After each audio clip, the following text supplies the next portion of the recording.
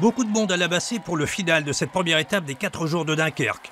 Une étape qui a vu la victoire au sprint du jeune français de la FDJ Marc Sarrault, son 5e succès de la saison. C'était très houleux, il n'y avait pas vraiment d'équipe pour emmener, donc c'était difficile de rester placé. Bon là j'ai réussi à avoir l'ouverture à 200 mètres, ça s'est bien passé pour moi. Et voilà, j'ai réussi à faire un beau sprint, donc je suis content pour ma reprise de repartir sur une victoire. Dans cette étape destinée aux sprinteurs, on attendait Nasser Bouhanni. Le leader de Cofidis a complètement raté son début de saison. Aucune victoire, pire, quasiment que des abandons. Une situation mal acceptée par ses dirigeants.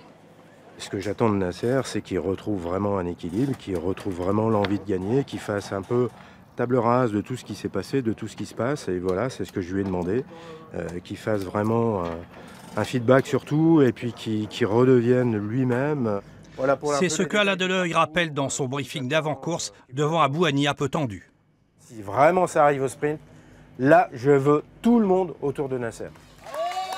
Dans cette étape ensoleillée, Nasser Bouhanni restera tranquillement dans le peloton derrière l'échappée du jour, mené par le Marseillais Romain Combeau, l'ancien Roubaisien Jérémy Lecros et le néo-Roubaisien Pierre Idjouadienne.